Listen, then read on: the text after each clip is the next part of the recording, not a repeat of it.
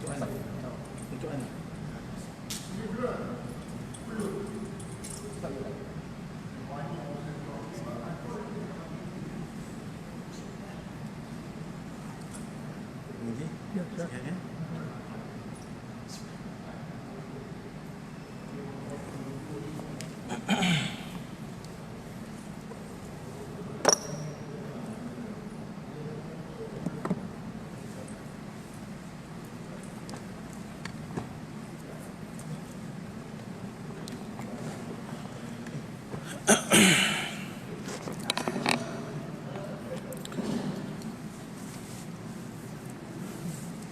Bismillahirrahmanirrahim. Alhamdulillahi rabbil alamin. Wassalatu wassalamu ala asyrafil anbiya'i wal mursalin wa ala alihi wa sahbihi ajma'in. Subhanaka la ilma lana illa ma 'allamtana innaka antal alimul hakim. Rabbi shrah lana sudurana wa yassir lana umurana wahlul 'uqdatan min alsinatina yafqahu aqwalana. Wala hawla wala quwwata illa billahil aliyyil 'azim. ولا حول ولا قوة إلا بالله العلي العظيم ولا حول ولا قوة إلا بالله العلي العظيم اللهم بارك لنا في رمضان وأعنا على الصيام والقيام وغض البصر وحفظ اللسان وقراءة القرآن يا رحيم يا رحمن يا كريم يا منان اللهم ارزقنا ليلة القدر في هذه السنة وفي كل سنة برحمتك يا أرحم الراحمين اللهم إنا نعوذ بك من البرص والجنون والجذام ونعوذ بك من سيء الأسقام برحمتك يا أرحم الراحمين صلى الله على سيدنا محمد وعلى آله وصحبه أجمعين والحمد لله رب العالمين.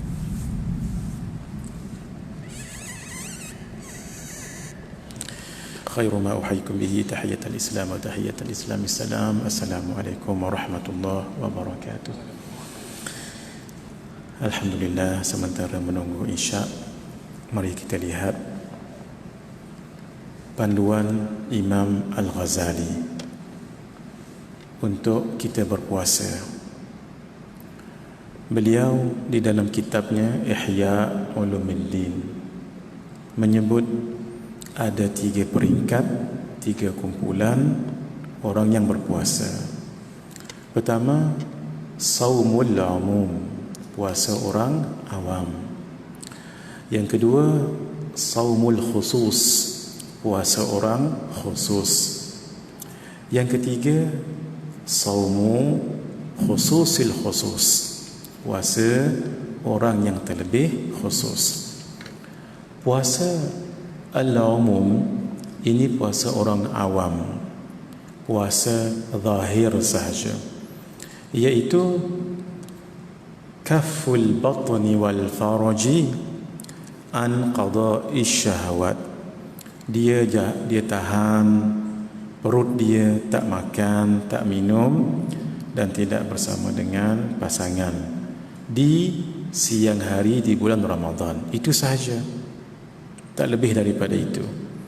Jadi puasa ini baru puasa syariat, puasa orang awam. Kalau nak disebut puasa kanak-kanak, itu mungkin sebahagian kita dah dewasa, tetapi hakikatnya begitu. Puasa kanak-kanak sama juga, tak makan, tak minum, sebab mereka tak ada pasangan kan. Jadi mereka tidak bersama dengan pasangan masing-masing di siang hari. Jadi kalau orang itu berpuasa hanya menjaga 3 itu tidak lebih daripada puasa kanak-kanak. Sebab itu kita tak naklah. Kenapa? Kalau hanya menjaga yang zahir ini, tidak yang batin, kita takut satu, iaitu puasa itu sah tetapi tidak makbul. Ini diperhatikan elok-elok. Apapun ibadah, solat, puasa, haji, zakat, sedekah, selalu ingat 2 benda. Satu, sah. Yang kedua, makbul. Kita bagi analogi bagi mudah faham. Masjid Kota Damansara kita ini ada kekosongan. Contoh, satu jawatan. Lalu seorang hamba Allah ini datang hari ini pukul 11 sebab dia tahu due date untuk hantar borang ke pejabat pukul 12. Lalu dia siap-siap datang walaupun agak akhir, tapi sempat lagi 1 jam sebelum. Di pejabat, nanti kerani pejabat ataupun yang berkenaan cek dikeluarkan borang ataupun dokumen dalam envelope tadi itu, di checklist, salinan kad pengenalan ada, pengalaman bekerja ada, pencapaian ada, dan sebagainya. Bila dicek, ada 5 dokumen yang diperlukan, 5 lengkap. Lalu envelope tadi pun diambil oleh pegawai masjid. Ini namanya sah. Namanya sah. Maksud diambil. Cukup syarat, itu maksudnya sah. Tapi belum tentu makbul. Makbul maksud belum tentu diterima menjadi orang yang akan bersama dalam masjid ini. Nanti Dr. Mus, Abang Haji Fadil, yang lain-lain bincang dalam ahli jatuhan kuasa kecil, umpamanya selepas insya mungkin bincang. Jadi Dr. Mus tanya, macam mana Tuan Haji? Cek, semua okey. Semua okey. Entah macam mana, ada satu maklumat bagi tahu orang ini tadi tu ada rekod jenayah. Orang ini tadi ni semua dah okey. Agak-agak diterima tak diterima. Nah, dari segi zahirnya tak diterimalah, sebab masjid ini kan sudah ada nama, ada anugerah pencapaian. Tiba-tiba nanti ada salah seorang ahli jawatan kuasanya ada rekod jenayah, tak sedaplah pula. Akhirnya tak diterima. Tak diterima itulah dalam bahasa Arab disebut mardud ataupun tidak makbul. Jadi borang-borang tadi itu diambil, itu namanya sah, sebab dah cukup syarat borang-borang tadi itu. Tapi tidak makbul. Bila tidak makbul, nanti datanglah surat daripada masjid, terima kasih tuan berminat, mohon maaf kami sudah ada candidate ataupun applicant, panggil apa? Calon. Sudah ada calon yang kami mahu. InsyaAllah lain kali, bahasa lembut ni, InsyaAllah lain kali bolehlah usaha lagi. Itulah yang namanya sah tapi tidak makbul. Sama. Orang yang solatnya sah, tidak perlu dia qada lagi, tapi belum tentu makbul diterima oleh Allah Azza wa Jalla. Malah kadang-kadang bukan makbul diterima, berdosa pula. Sama juga dengan puasa ni. Puasa, ada puasa yang tak perlu qada, sebab dia betul-betul menahan dirinya, tak makan tak minum, memang lengkap daripada subuh sampai ke maghrib, memang tak bersama dengan pasangan ya. Tapi maaf, mulutnya tidak terkawal, matanya tidak terkawal. Orang ini dia sah puasanya, tak perlu qada, tapi belum tentu makbul. Malah kalau dia buat yang tadi tu, boleh jadi dia berdosa pula. Itu ya. Itu puasa kumpulan yang pertama, macam puasa budak-budak. Kita KIV dulu yang pertengahan ni, supaya kita dapat buat perbandingan. Puasa yang paling tinggi itu yang paling kemuncak levelnya, yang ketiga tu saumu khususil khusus, puasa orang yang terlebih khusus. Puasa ini memang payah kita nak gapai, sebab saumul qalbi, puasa hatinya, anil himamid daniyah, cita-cita yang rendah, yang hina, wal afkarid dunyawiyah, pemikiran-pemikiran yang berkaitan dengan dunia, makan, bazar Ramadan, roti john, Walaupun bukan salah roti john ni, nah, dia takut dia sibuk. Malam ni nak makan sahur apa, esok belum lagi puasa ni, bazar Ramadan mana nak pergi. Orang-orang sebegini cukup mencederakan puasanya dengan semua ini tadi. Wa kaffihi amma siwallah bil kulliyah, dan dia tak ingat apa pun secara mutlak, hanya ingat pada Allah SWT. Memang payah nak dapat puasa ni, sebab memang puasa ini puasa para nabi, orang yang al-muqarrabin, yang dekat, dan orang yang siddiqin, ikhlasnya betul-betul. Nah, pun begitu. Ada kaedah menyebut ma la yudraku julluh la yutraku kulluh. Apa yang tak boleh buat semua, jangan tinggal semua. Nah, hak tu memang rasa tak boleh lah. Bang Haji boleh kot, no? Saya tak boleh lagi.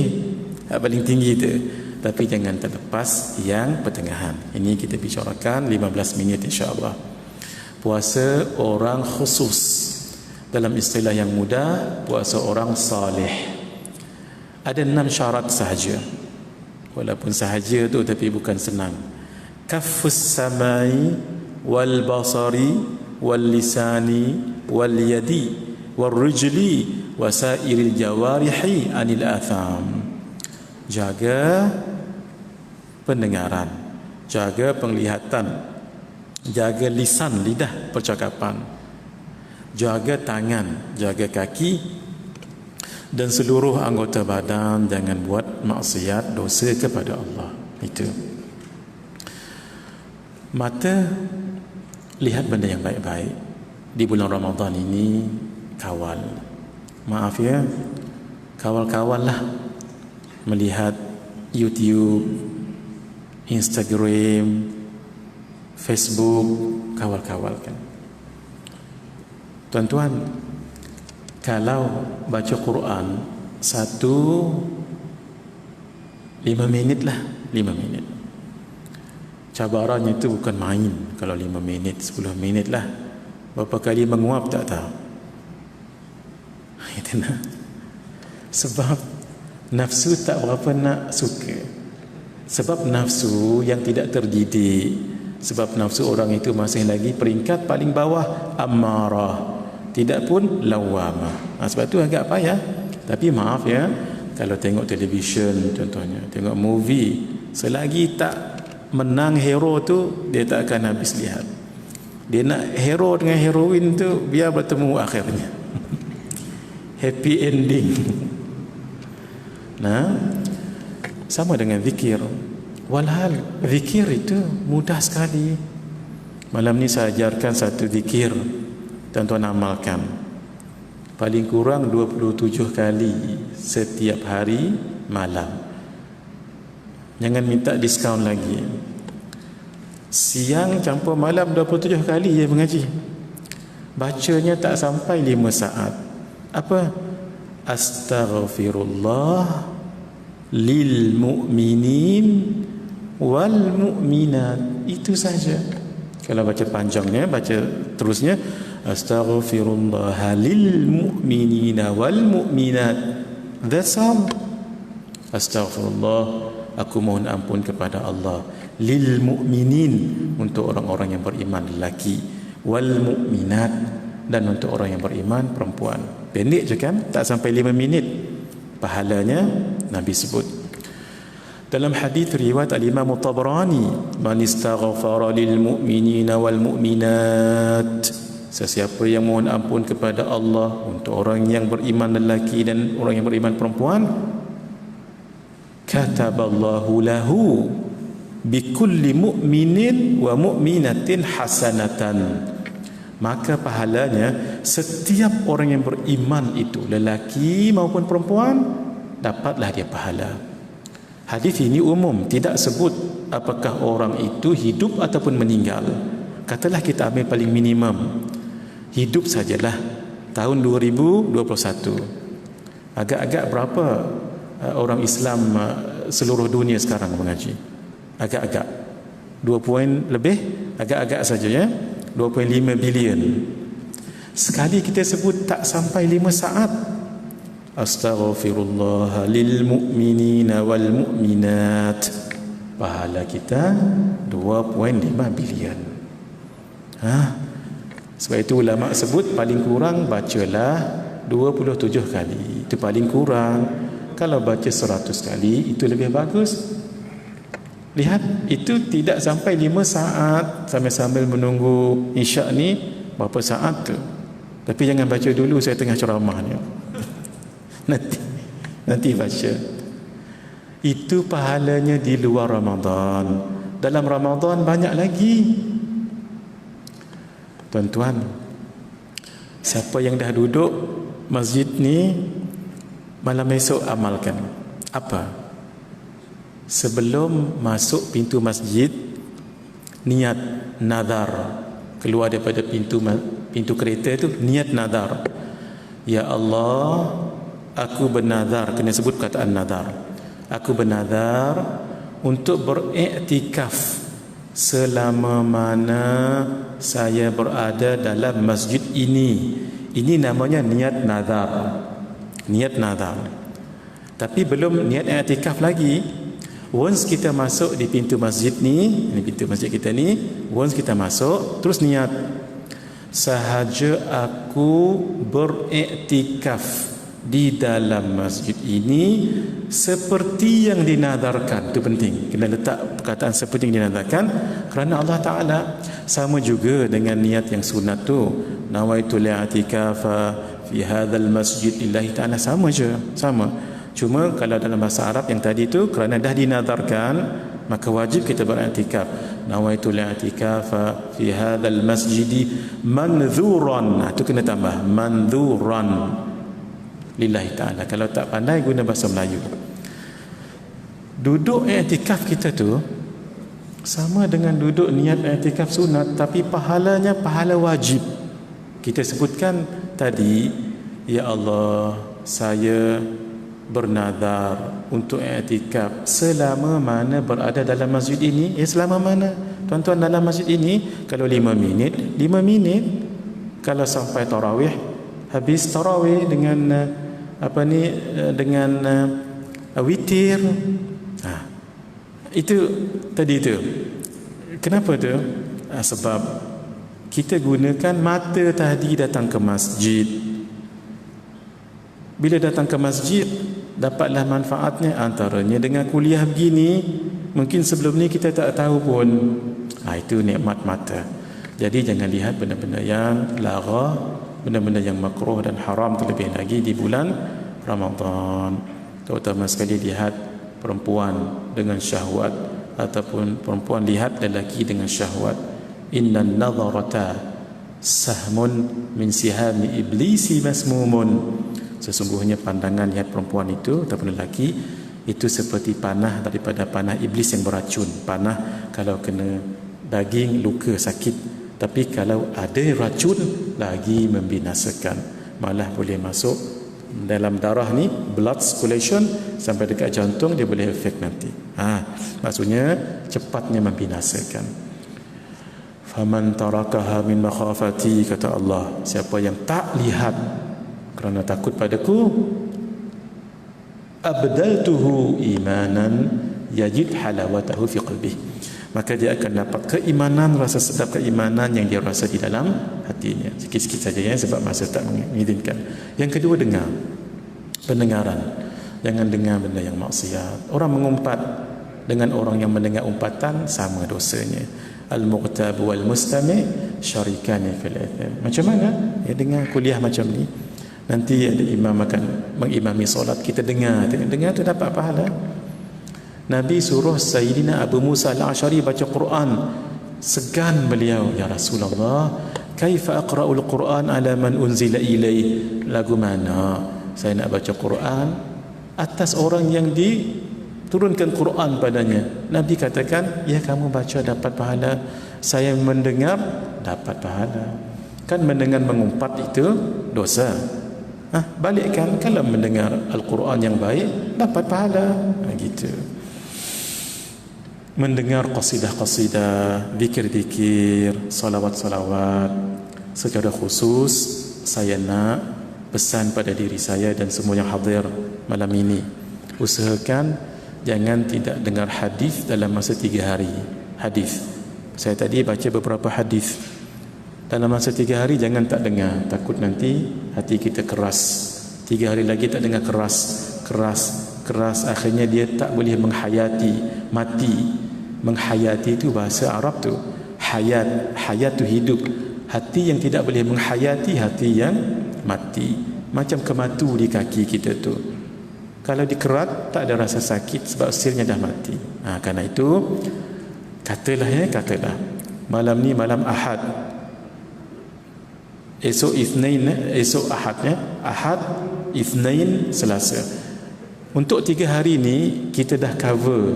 Tuan-tuan dah dengar hadis daripada saya untuk malam ni.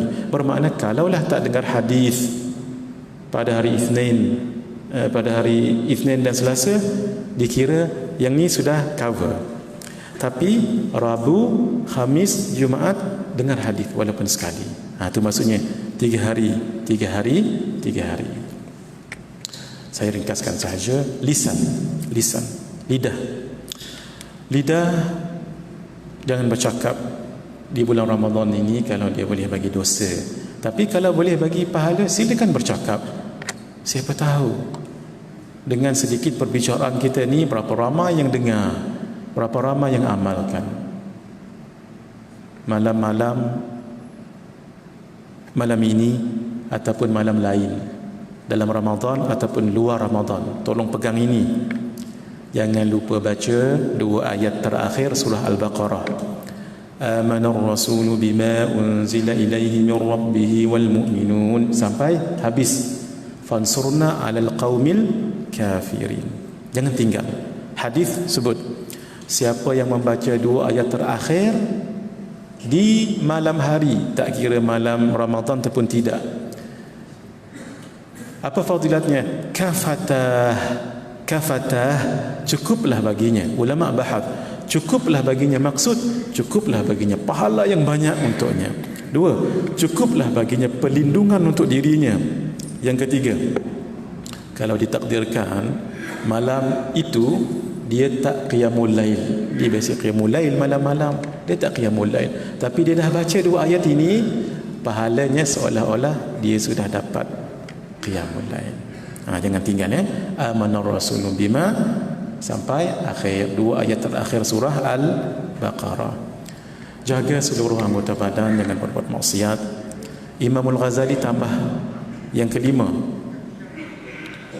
jangan makan terlalu banyak makanan yang halal ketika buka puasa. Takut nanti akal kathir, kasul, makan banyak, malas. Jadi bila malas, tak dapat nak solat Isya, tidak dapat solat tarawih. Lepas Isya ini ambil masa sedikit untuk solat 4 rakaat selepas Isya sebelum tarawih. 2 boleh, 4 rakaat sekaligus boleh, jangan tinggal. Pahalanya 124,000 rakaat. Ni hadis. Arba'un qabla dhuhri ka'idlihinna ba'dal isya. 4 rakaat sebelum zuhur sunat, pahalanya sama dengan 4 rakaat selepas isya. Wa arba'un ba'dal isya ka'idlihinna fi lailatul qadar.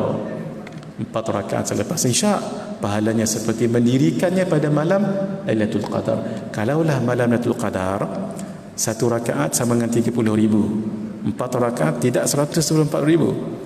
Setiap malam kita dapat pahala itu. Ambil masa sedikit lah, lepas Isya nanti sebelum tarawih buat 4 rakaat. Mungkin masa pendek kita 4 rakaat sekaligus. Yang terakhir, bila buka puasa bawa 2 sifat, khauf dengan raja. Khauf, takut tak diterima oleh Allah puasa kita itu. Raja, harap mudah-mudahan Allah terima. Itu ya, 6 sifat, 6 perkara yang harus kita bawa ketika berpuasa ini untuk mendapat puasa orang salih. Pertama, jaga penglihatan. 2, jaga pendengaran. 3, jaga lisan, lidah. 4, jaga seluruh anggota badan, tangan, kaki, jangan buat maksiat. Kalau terbuat maksiat, terbuat dosa, cepat-cepat sedekah masuk dalam tabung masjid, bagilah apa-apa. Sebab innal hasanat yudhhibnas sayyiat, sesungguhnya kebaikan-kebaikan itu memadamkan dosa-dosa. Katalah ketika bercakap termengumpat orang lain, tak tahu saya betul tak istilah tu, termengumpat orang lain, cepat-cepat baca subhanallah wa bihamdihi subhanallahil azim. Hadis sahihul Bukhari, siapa yang baca subhanallah wa bihamdihi 100 kali diampunkan dosa-dosanya. Baca 100 kali. Ketika buka puasa, jangan makan yang halal terlalu banyak. Sebab kaedah menyebut ma tajawaza an haddihi inqalaba ila dhiddihi. Sesuatu yang harus, kalau lebih daripada hadnya boleh jadi hukum sebaliknya, boleh jadi haram dan sebagainya. Yang terakhir, bawa 2 sifat ketika buka puasa. Khauf, takut tidak makbul, sah tu ya. Dan raja, mengharap Allah Azza wa Jalla terima ibadah puasa kita hari itu. Hadza wabillahi taufiq wal hidayah. Wassalamu alaikum warahmatullahi wabarakatuh.